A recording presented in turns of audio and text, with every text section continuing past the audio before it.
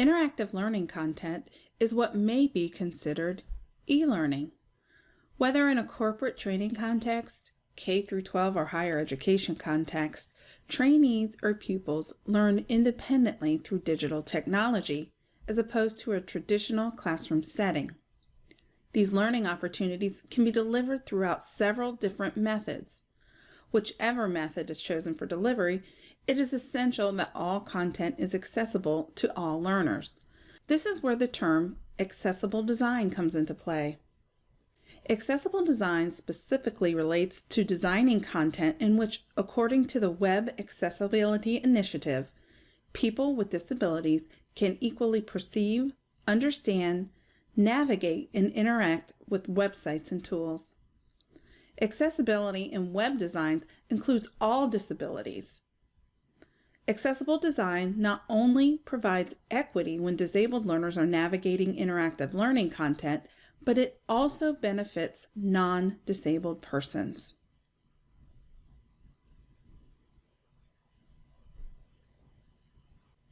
According to the Pew Research Center, approximately 13% of Americans identify as having a disability. That translates into over 54 million people in the U.S. alone. Worldwide, the number increases to over 1 billion disabled individuals. It is important that all are able to access, learn, and respond in online learning environments. It is also important because of legal requirements. The purpose of Section 508 is to eliminate barriers to information and to make available new opportunities for people with disabilities. This is included in the U.S. Department of Education as well as states that receive any federal funding. There is legal recourse in the United States. People may be able to file civil complaints in federal courts and at the Office of Civil Rights. When designing your learning content, it is important that you understand the difference between accessibility and usability. While these two may overlap in terms of their goals to make web and apps easy for everyone to use, only one term is truly inclusive.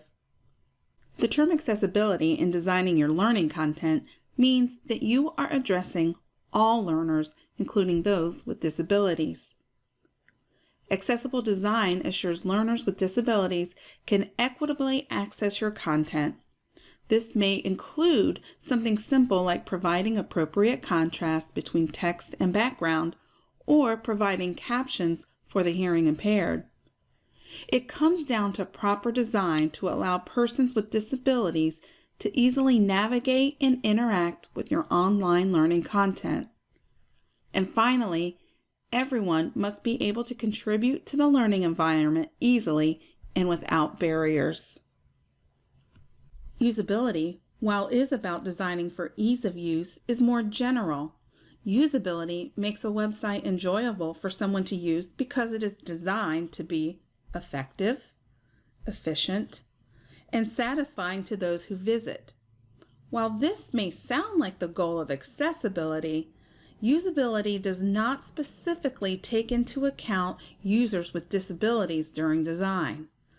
The goal of usability may be how easy someone can learn to use a website and how satisfied the user is without taking in consideration accessibility. The good news is, when usability is the only goal of a design, it may be an easy fix to include accessible content. Here is a text box with a dark background.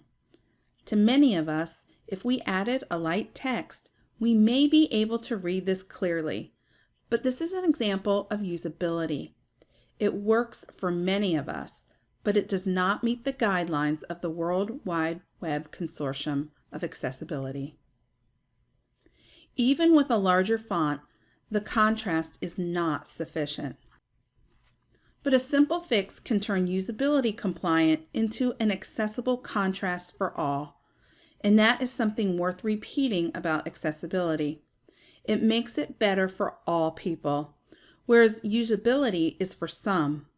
Simply increasing the contrast of the text and the background meets the guidance of the W3C. It even complies when using normal size text.